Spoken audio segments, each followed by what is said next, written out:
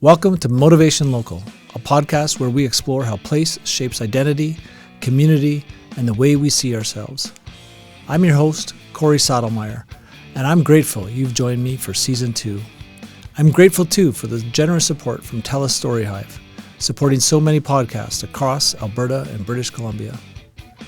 Lived experience doesn't just shape how people view their community, it also influences how they view themselves. The sum of these experiences and memories forms a narrative about place.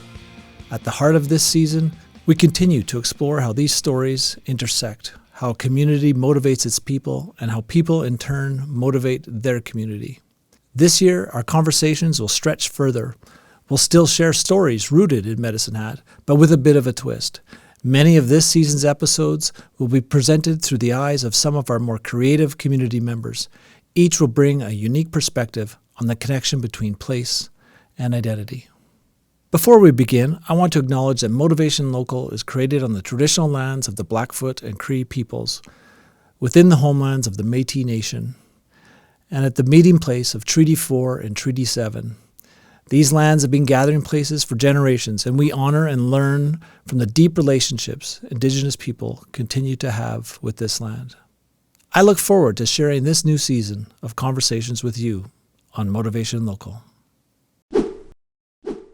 Our first guest this season is Brenda Mercer. Brenda is a proud Indigenous woman, a community volunteer, a creator, and a friend.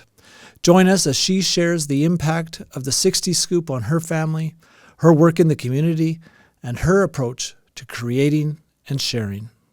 All right, you ready? Yeah, you betcha. Okay, I got some water there for you. Oh, thank you. I did drink out of that, and I drank out of this one. So all good. Welcome to the show, and really appreciate you joining me and doing this. We've crossed paths a few times on a variety of committees in the community, but we definitely haven't done anything like this before. Yeah, no, been a lot of places with you, but never this. So this is unique. Thanks for asking. Yeah. So I'd shared before that really what this is about kind of teasing out people's connections to the community, whether that's Medicine Hat or surrounding area. How does that impact our identities, and maybe how do we impact the identity of the community? So I want to work through some of those parts and then explore some of the creative pieces as well. Okay, sounds good. Maybe just tell us a little bit about yourself. Well, I'm 61. I'm a mother of 2 daughters, 42-year-old and 24-year-old, 7 grandchildren, and 1 great-grandbaby, and everybody's here in Medicine Hat area, so it's fantastic. I'm a 60s Scoop survivor, but I like to call myself a 60s Scoop thriver because I don't know, I feel like survivor feels like you're a victim, and I don't feel like I'm a victim. I'm thriving. This is my best life I'm living right now. I've lived in Medicine Hat probably, I'm going to say close to 35 years total. I'd move away, come back, and now I'm in Redcliffe, which is basically Medicine Hat. And so you'd shared you've moved to Medicine Hat like 3 times. Yeah. What kept drawing you back? I think it's the area. I think it's really, truthfully, I think it's the land that we sit on. For some reason, it's the land. And I realized that the last time we came back that, it's special. There's, of course, there's the teepee, but it's the archae sites. And I think it's the fact that all the ancestors were so resilient and how long they'd lived here before Medicine Hat was Medicine Hat.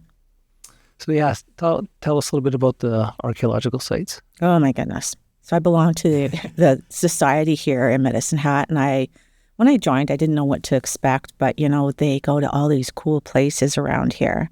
And from Redcliffe to the Trans-Canada Bridge, there's so many different archaeological sites along there, along the river, on top of the hill by the golf club in Redcliffe. There's teepee rings.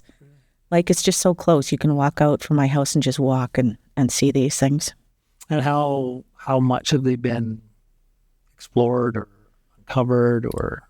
Well, that's a good question. So the map I got lately, they had been explored by archaeologists from the 1970s kind of towards us now. So some of them are really prominent. You can see, and some of them you have to really look for. Mm. And what kind of artifacts are they finding? I don't know about the artifacts, but let's say at the water treatment center last year, they dug for 2 years. They found something at 2 meters, 3 meters, and 4 meters. And the best thing they found was a bone awl, which is in pristine condition. Wow, so it would have been a camp settlement site, so floodplain there. Yeah, that's exactly what he described it like. But I was just amazed. And I think that we as Medicine Hat, I would love to have some of that stuff brought back here to Medicine Hat. Is there a site you're aware of that you would just, if you could be the boss of the Archaeological Society, you'd say, can we really explore this one? Mm-hmm. I think it's right at the teepee. I think that winter spring camp really gets to me. It's just the vision when you stand up there by the teepee and you look down and I just picture like 40, 50 teepees down there, people working, I don't know, just no houses, no sounds, no cars. And I think that it's a different time. Now, would I be able to survive back then? I don't know. I'm pretty much an urban Indigenous woman. Was that site ever a part of a buffalo jump or? Well, how it was described to me was there's a V there with some trees, and it was more not so much a buffalo site, but the snow would gather there really, really deep, and they'd chase them into the deep snow, and then they'd kind of catch them. So kind of a buffalo jump, yeah. And so then you did some work with Tourism Medicine Hat and led some tours of that area? Yeah, I still do that. I do sharing stories at the Saamis teepee once a month through the summer, and it's a 2-hour guided tour for people to come, and we talk about the teepee. We mostly talk about the land we sit on and the archaeology site, and then we make something like a medicine pouch. And did you guys go down into the coulee then? Or? It depends, because some people can't walk down and get back up. Yeah, so we kind of take them to the edge and point things out to them now. Yeah, and Tourism Medicine Hat has certainly kind of stepped to the front as far as cultural awareness, emotion. That would be something that I've noticed for sure. Oh yeah, Jason and his team, they're so great. They'll come up with ideas or things to do, and they've always partnered with me. And Jace was the one that got me into this. I mean, I was doing this for free, and Jace said, Brenda, you've got to stop that. You're a knowledge keeper. You need to, make some money from doing that. So that's how I started charging. And then do you do work with the police commission or the police department? Or? Yeah, so it used to be called the Chiefs Indigenous Advisory Committee, but we have more than Indigenous people here, so I'm not sure what we're calling it anymore. But I've been with them since 2021. We gather 4 times a year, and it's a really good time to express your concerns as a citizen or bring events up to them. And what does that, I guess what's the goal of that group? It's a good question. I think at the beginning it was more to have Indigenous input, because it's my personal opinion, as an Indigenous woman, we weren't getting our voice heard as much as the other citizens in the community. And I think that the police were interacting more with Indigenous people on the streets. And so we wanted to kind of be a bridge to see what we could do to help. But it's turned into much more than that. It's turned into an opportunity to work with rather than have them work for us. It's partnering. And did you notice that initial work was making a difference between those relationships and interactions? I think so, yeah. And I'm really grateful that they started it, because Meowson Friendship Center, where I was working at the time, we were the first people to go on board with that. Like we were talking about your. Well, let's. I don't want to jump too far ahead, because I know you took some time this spring to build your own teepee, harvest the wood and do all the work. Can you walk us through a little bit about what that process was like?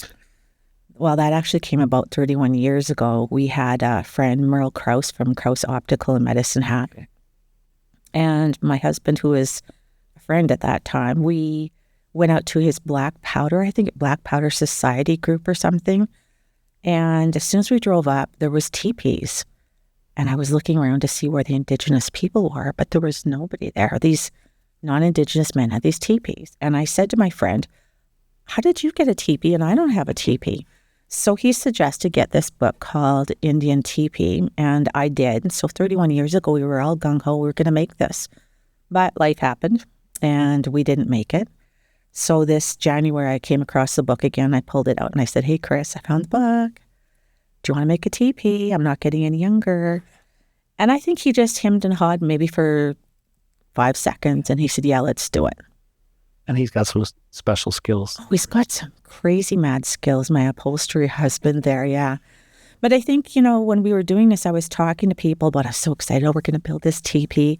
And then one of the people I spoke to was Jen Ma. She used to be here with Lip in Medicine Hat, but she's... Lip? I knew you were going to ask me that too. She worked with immigration. Okay, yeah. Immigrants from other countries. So I'm talking to her, and she said, can I call you on Sunday? And I said, okay. So she said, tell me about it. Well, I talked for an hour straight. I was just so excited. We're going to do this, we're going to do that.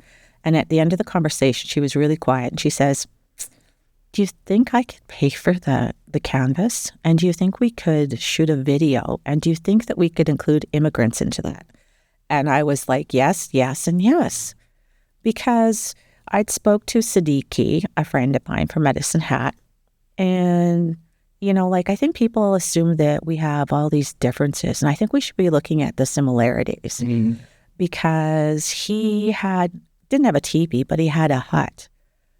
I do beadwork, they do beadwork, and pretty soon we're just talking about all the similarities. And so that's what we talked about in this video, is we talked about, how we're not different, we're similar. And you live on the other side of come from the other side of the world. You were talking about the process of harvesting the poles, and going out there and having a team of people around you and then waiting for your direction on which poles, what to do. Oh my God, yeah. Well, and then so we get the teepee all done, and I'm like, yay. So now we need poles. Well, I don't have a truck, and I don't know how to fall trees. I don't have a chainsaw. And so I put on Facebook very sheepishly, like, oh my gosh, does anybody want to come harvest poles? And there was nothing. It was like crickets. Well, Candace from the Esplanade got a hold of me and said that Aaron said he would bring 10 staff members, including himself. And I'm like, what? And then Brent Secondiac came, he brought his truck, and he rented a trailer. Tim and Tom from the Esplanade, they had chainsaws and had been cutting trees for a long time.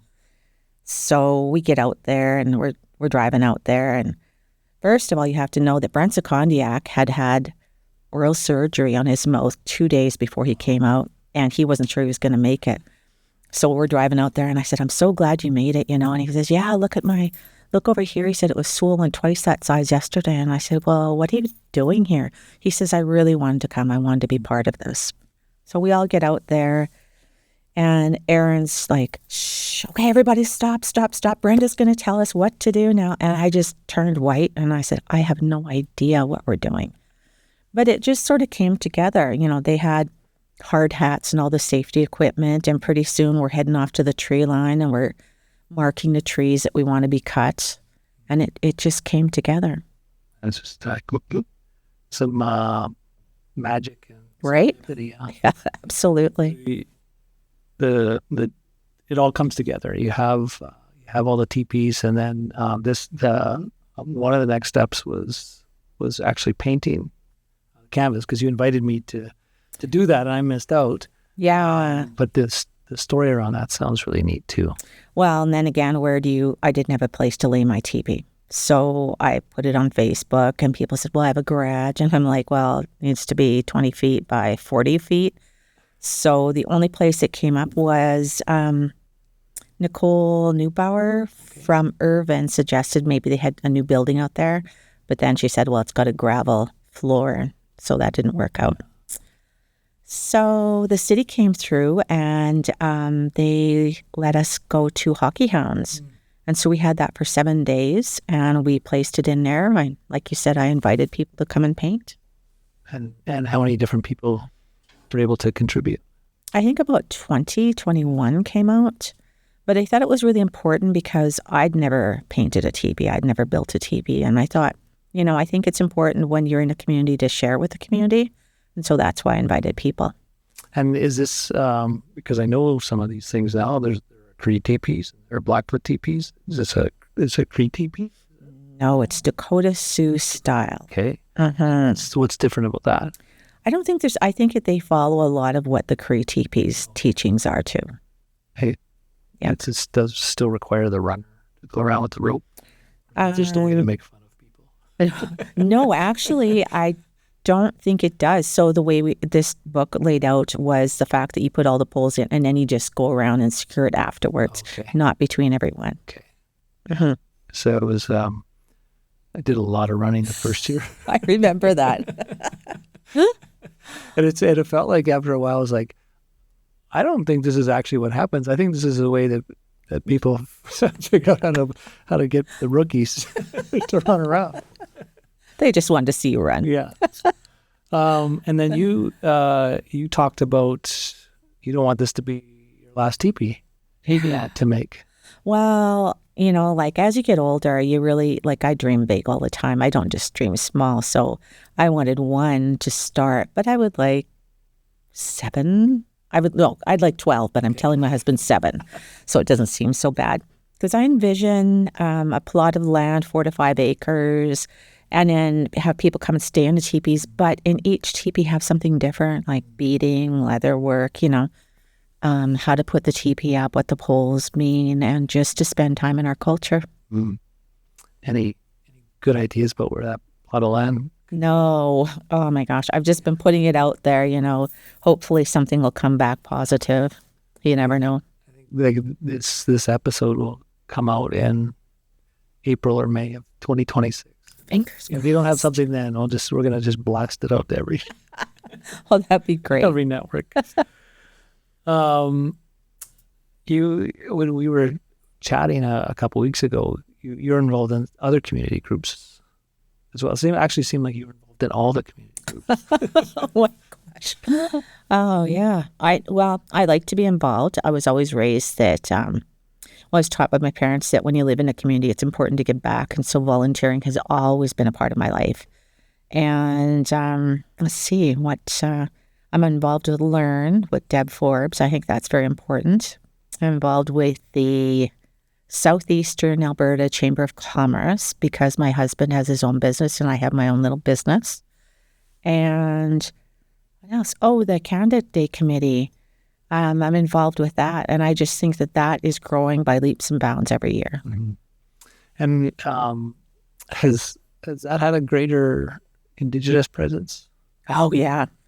And I think it's because when I see other community groups, because we've got a wide variety of people here in Medicine Hat, what they're doing, I'll just take after Yusuf, for example. Well, they had this Black History Month, thing at City Hall. And I said, hey, I want to do that. So that's how it started at City Hall. And I think that we've got such great community leaders that they're always willing to help. And I just want to make Medicine Hat a place where Indigenous people are, oh my goodness, what's the word I want to use here?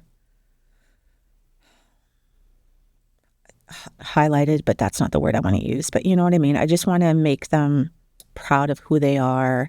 And I mean, we're in Medicine Hat, like the word Medicine Hat even itself. Yeah, it's in the name. It's in the title. Yeah. So I think it's important. And have you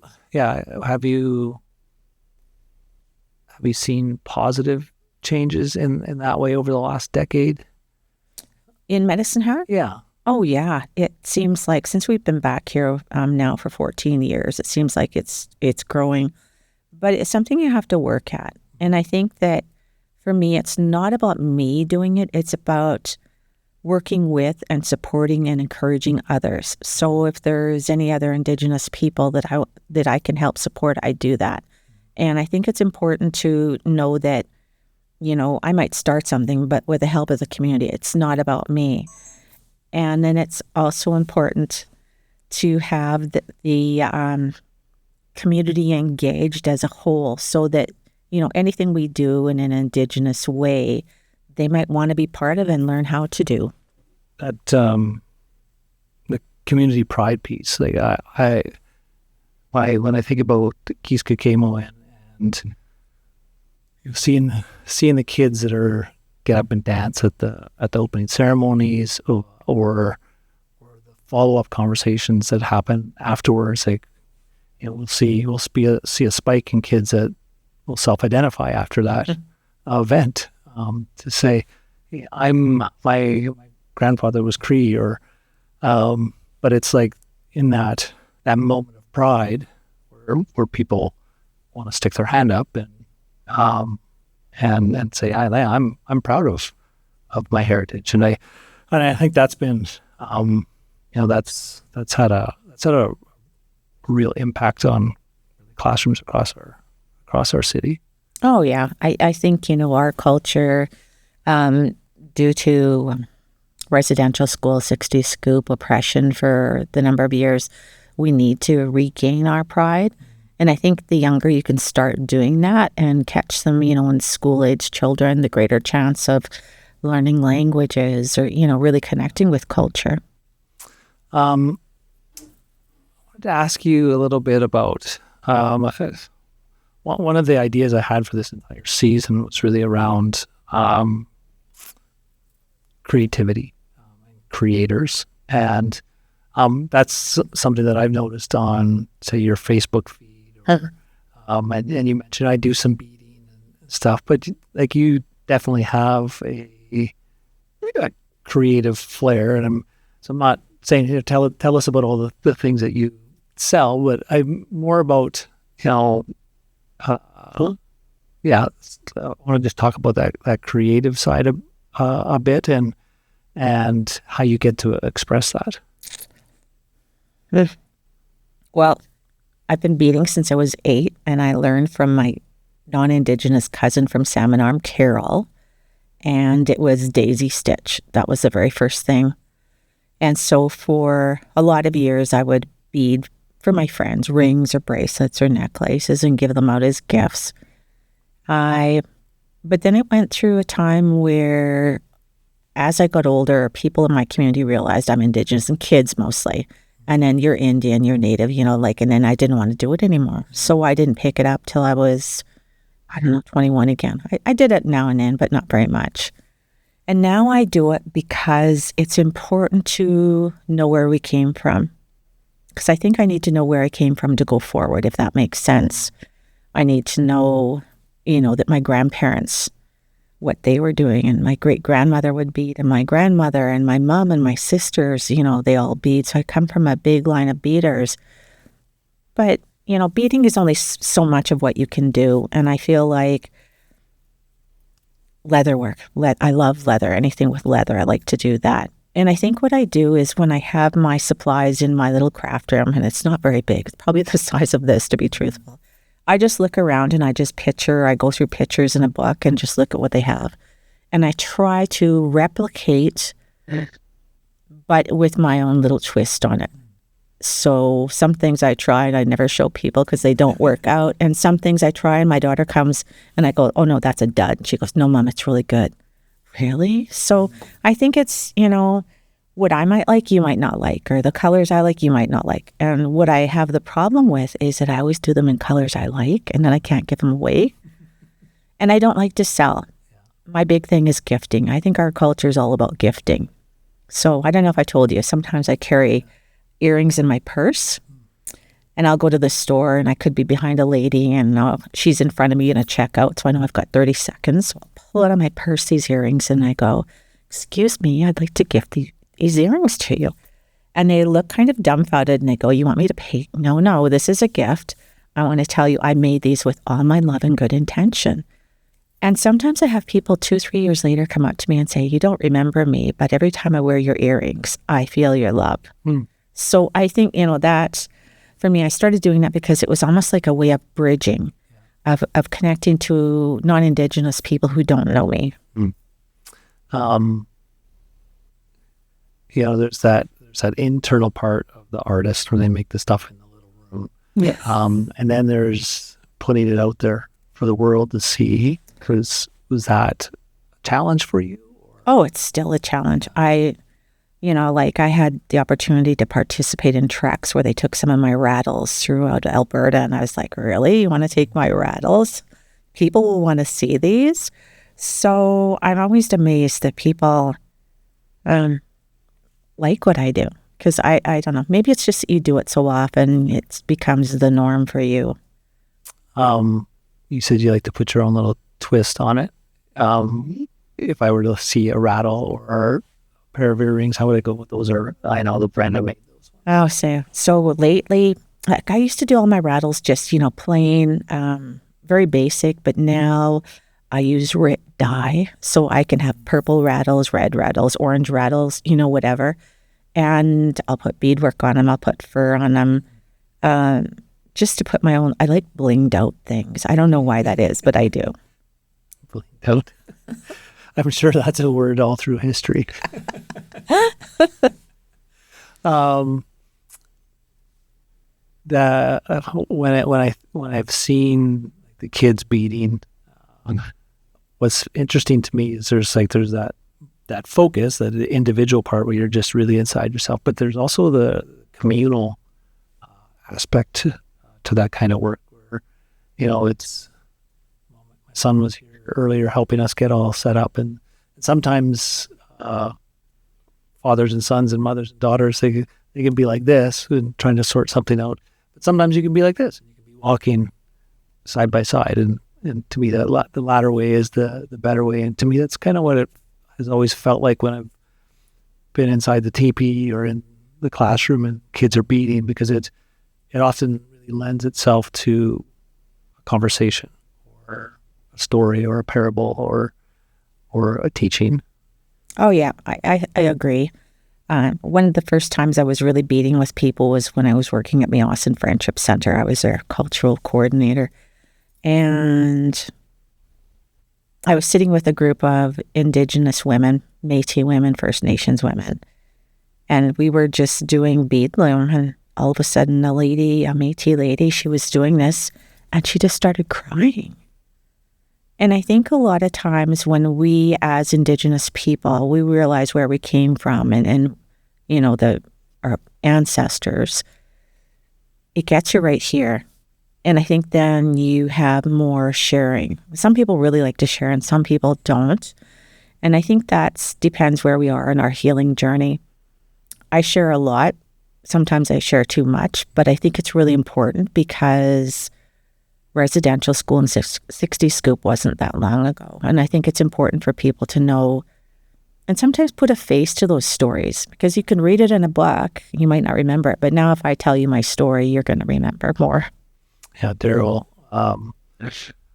Williard has he's got a kid's version and an adult version of the residential school story, and he's done the adult version with our school administrators and school board trustees, and there aren't many dry eyes in the place when they hear that story. Oh, it's just like the blanket exercise, right? I think that's important too. And I think a person could take it 2 or 3 times as a non-Indigenous person, because you're going to get something out of it different every time. Yeah. And I think that we were also want to be conscious and aware too that, we're asking someone to share their story or their experience with us, and it's not at zero cost. To share that, because that can bring up really tough emotions. And so I think what you said earlier, the idea is that some people are in a different space to be able to do that, and not everybody will be. Oh, yeah. Like, I could walk out on a Saturday and feel like I'm at 10, really great day, and just something triggers me or something, and then I'm down at a 2 again. But I try not to project that onto other people. If I'm feeling down, I just head home and, I'll just start beading or something and just try to get my head around what really triggered me and try to work on that. Because I don't think that unless we get to the root cause of our issues, I don't think we're really dealing with them. On the art side, on the creative side, and I guess the connection to Medicine Hat, I'll put you on the spot a little bit. And can you share with me some other artists, Indigenous artists is particularly what I'm thinking about, that are, making a mark or really doing some neat things in our community, or maybe they're from our community and they've gone elsewhere? Yeah. Well, go way back to the teepee. One of the paintings of the teepee was Rob Anderson. So I met him in 1994, maybe. And that was before he did the painting at the teepee. I think he's fantastic. And, he does a lot of photography now. I think Elder Charlie Fox, he's a fantastic artist. Although he's not in our community, I think what he does is when he comes here, he gives us his knowledge and his wisdom and his teachings. And I think that's a gift as well, to be able to do that. Let's see. Stu Young, he has Cousin Skateboard, and he travels around to different Indigenous communities, but he is starting to do more work here. I think he did something with a school district last year. Yeah, CrossFit School. Yeah, so I think that's really great, because I'm getting older and I won't be doing this for the next 30 years. And my goal is to help support other people to continue doing great things. Not skateboarding. No, probably not. Probably on the sidelines of that, yeah. So we thinking about community and identity and and that Indigenous connection. You said your hope, the word wasn't highlight, but pride or feeling proud. I'm trying to think about how I can phrase this question. I'm thinking about what's next for a community like Medicine Hat. Like what does Medicine Hat need, or what does Medicine Hat need to do to continue to strengthen those bonds? Oh, where do I start? I think the first thing, if I could have a huge dream for Medicine Hat, would be an interpretive center at the TP. And so I think it would have tourism in there, but I think it would have a working space for Indigenous people to create, to sell, to teach, to highlight, a museum, everything interactive. I think that Medicine Hat, we need street names that are Indigenous. Like you go to Calgary and you look at all their street names. People don't even think about it as they're going down Crowchild Trail. Yeah. Blackfoot Trail. Yeah. But I think that's important. Like even if we don't have, let's say, I don't know, maybe people's names. Let's just say Bob. Bill Bliss. Yeah. Let's say, Bliss Street or something like that we could have. Something like that I think we need to work on. Yeah. Yeah. You got, Saratoga Park. Is that the original name of that? I don't even know. That's a good question. I'm not sure. I was as a kid. I lived in the flats, and Bill Bliss would I'm walking through, and my mom remembers him saying, "That kid's a Swede." And I'm adopted, so we never really knew the answer. Turns out I think I'm just Irish. You were adopted? Yeah. Oh, okay. Yeah. And were you adopted as a baby? Yeah, 1 month old. Yeah. Wow. Yeah. Oh, your parents. You must love your parents. Like I love people that adopt children. Yeah, and a little bit crazy because they were 21 and 19 when they adopted me. Like, how is that even allowed? Wow. Yeah. So they really grew up with you. Yeah. Where my parents, I was 2.5 and they adopted me. They were 55. Okay. So it was like living with my grandparents. And where were you? Shaunavon. Okay, right. We knocked Shaunavon. Yeah. So, oh, wow. My dad had just left Shaunavon area, Moss Bank, and then decided, so they adopted me, and then they adopted my brother 3 years after that, and then my sister 3 years after that is real. Like I tell her that she's real. Or fake.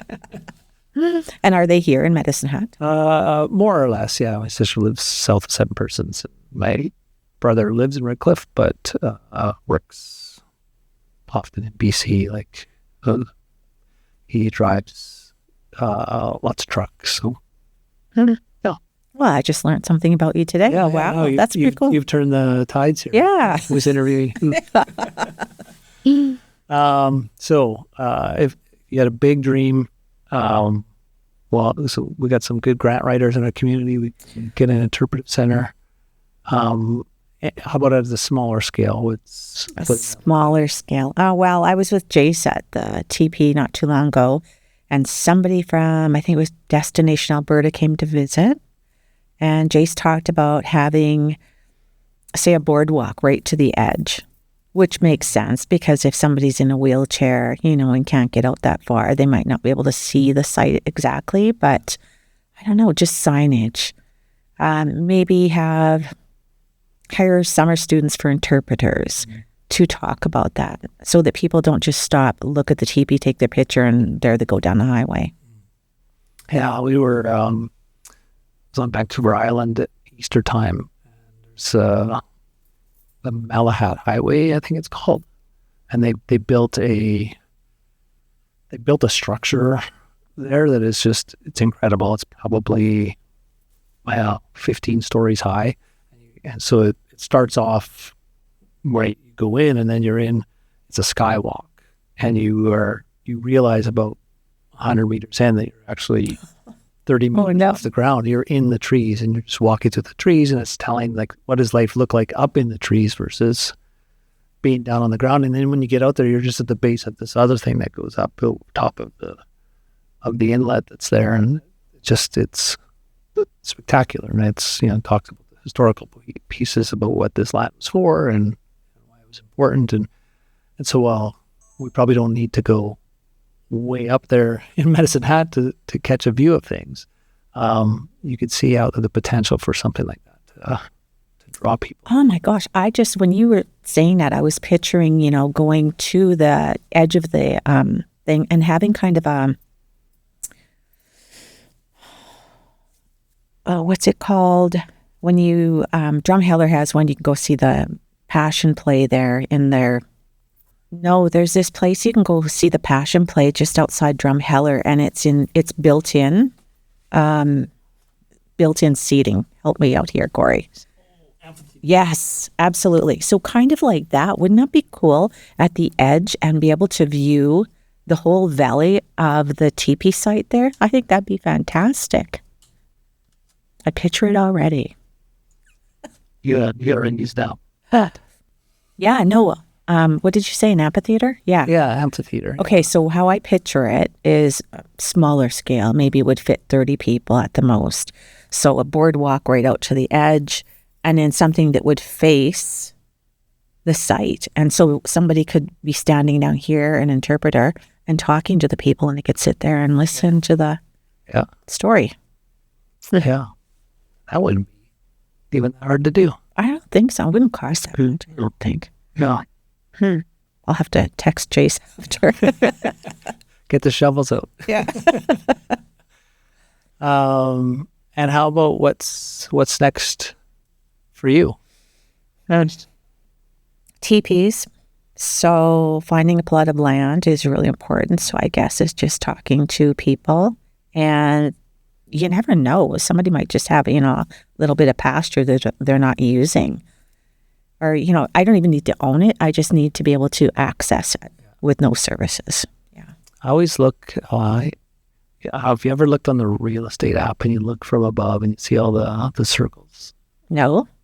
So on the land, the people have farmed. They've got the irrigation set up and their pivots. And so the pivots make a circle, but the plots of land are all square.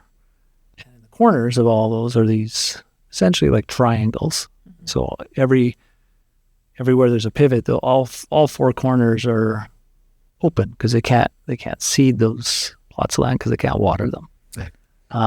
And I've always thought that's where you could put solar panels and not be in the way. You could still farm, but the corners are awfully large.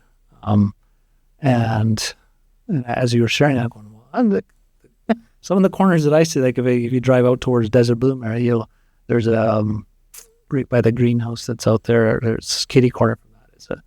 Is a cornfield right now, and the corn is like, it seems like it's 20 feet high. Now I'm exaggerating a little bit, but it's very, very tall. Yeah. So it's very noticeable from that to the ground, and there's this whole section there. Maybe somebody can give you a corner of land.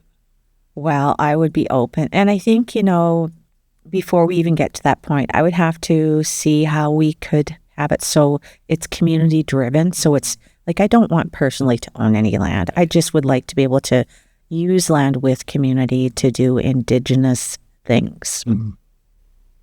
All right. Although there's a challenge there. Yeah, I don't know. I just think that this community really surprises me. Well, I shouldn't say surprises me, but I'm happily surprised. When you want to do something, you have an idea, you approach somebody, I won't say who, and then they just go, okay, sure, we'll do that. Right. And so that's how in the last 4 years, it's really kind of unfolded, and it's fantastic. And now it's the point where some people come towards me, hey, do you want to do that again? And I'm like, yeah, absolutely. There's an underbelly of hope and optimism and community that's even outside of what you see in news and and everywhere else that is heartwarming. And pride.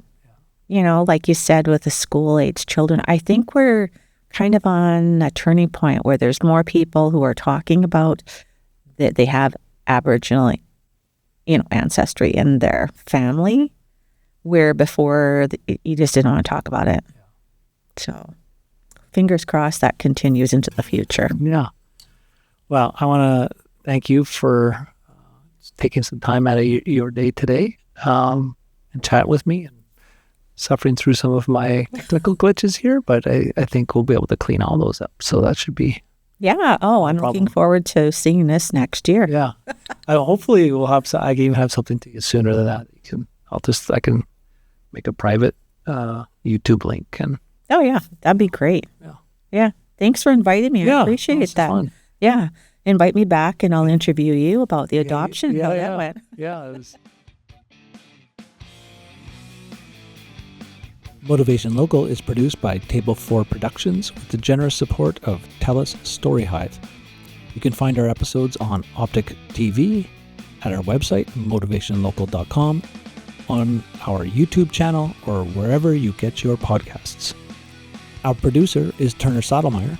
Our theme music was composed by Medicine musical artist Snakes and the Riot. As always, thanks for watching or listening to our podcast.